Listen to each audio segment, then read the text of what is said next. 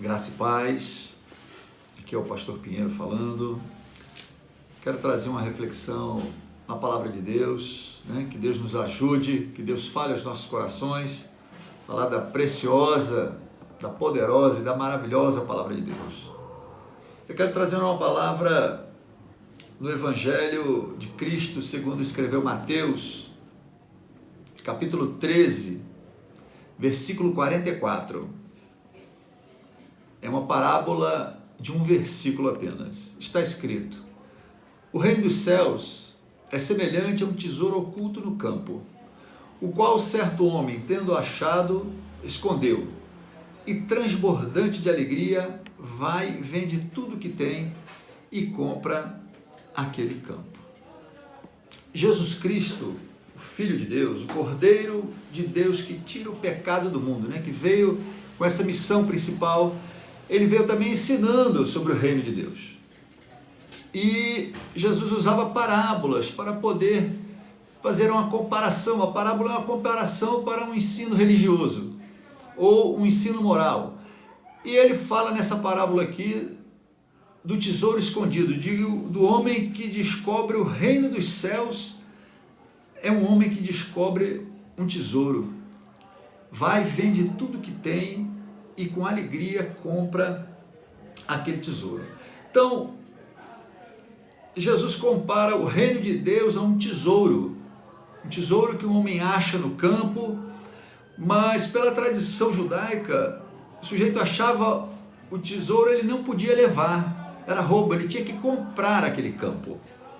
Então, ele não roubava, ele pegava o tesouro, escondia para ninguém achar, guardava, Trazendo para a nossa teologia hoje, seria o sujeito que encontra o reino dos céus, ele guarda aquilo em segurança e vai e compra o campo, ou seja, compra todas as coisas. Nós temos a salvação em Cristo, mas nós compramos, nós adquirimos todo um conjunto, Pai, Filho, Espírito Santo, igreja, comunhão entre irmãos, todo um conjunto, o reino de Deus, a promessa do reino de Deus no céu e o reino de Deus aqui na terra. E ele fala o seguinte, que quando ele compara o reino de Deus a um tesouro, ou seja, ele está dizendo assim, o reino de Deus é algo muito bom, é algo que pode mudar as nossas vidas, algo que você achou, então não custou nada para você, mas custou para alguém.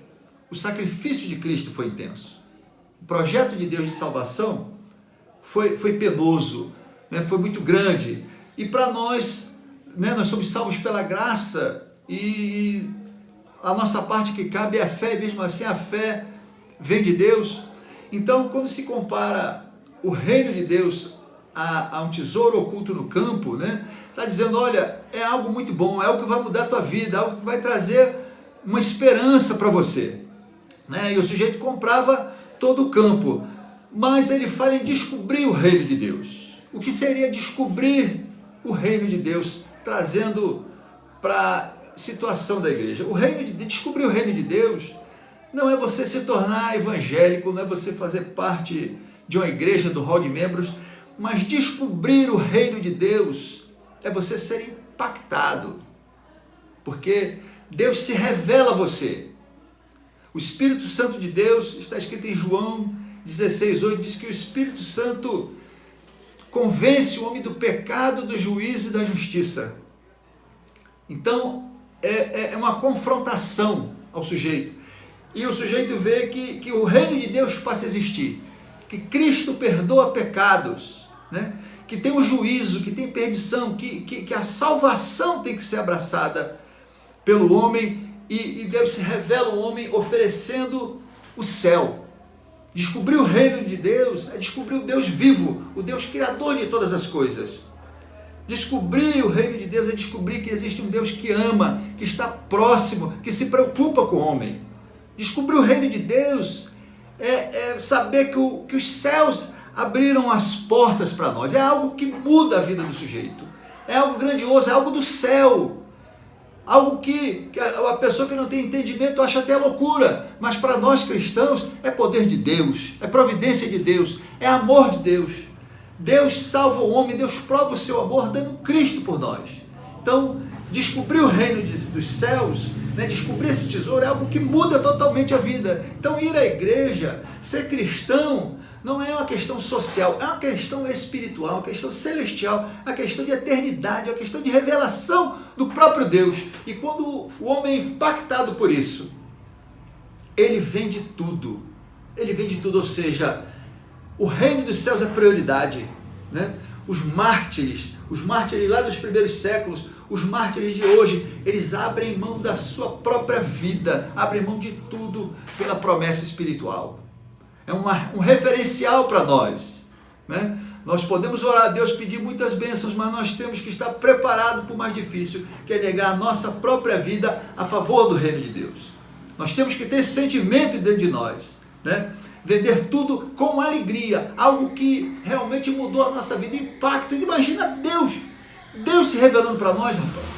Olha que coisa maravilhosa, não tem igual. Hoje eu me entristeço em ver um evangelho sem ensino, um evangelho de frases prontas, um evangelho sem descoberta. O sujeito não descobriu o reino de Deus, um evangelho de coisas fúteis, de coisas do mundo.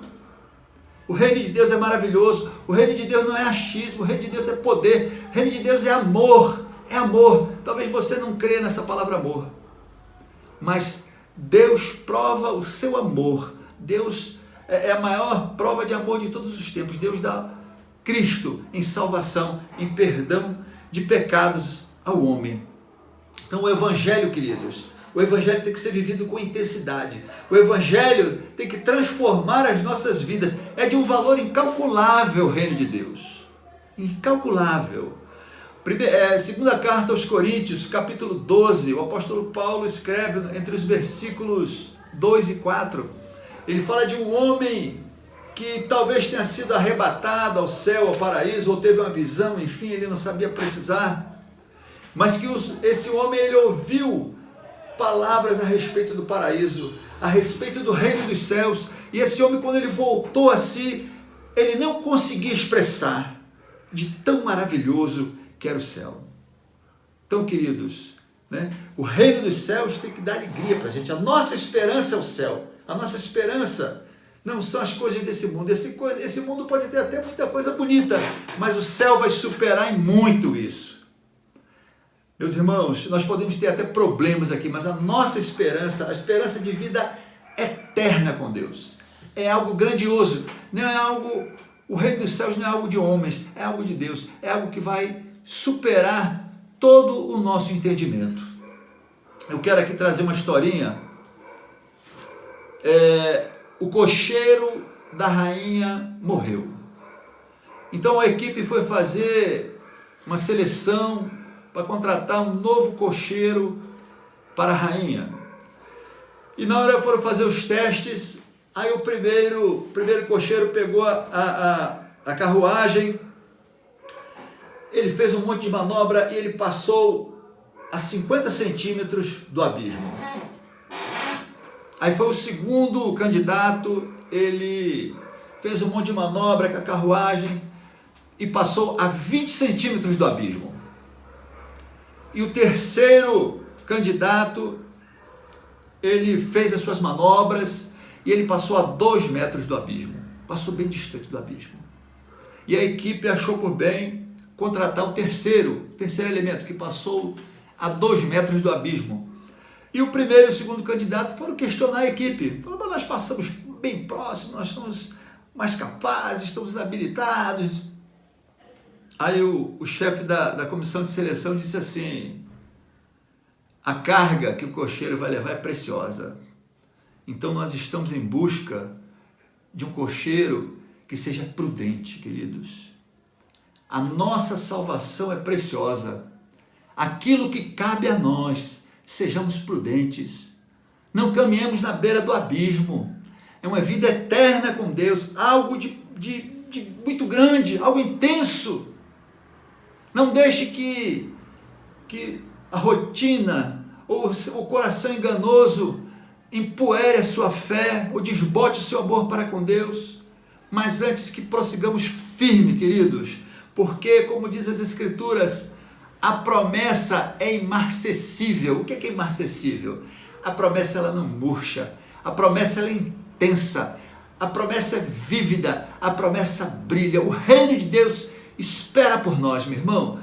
Assim que Deus iluminar a mente dos cientistas, trouxer cura para esse coronavírus, meu irmão, volte para a igreja, volte a ser intenso no reino de Deus, seja alegre com a promessa de Deus, alegre com a presença de Deus, alegre com a promessa do reino de Deus. Sejamos intensos, porque a promessa é maravilhosa, é maravilhosa.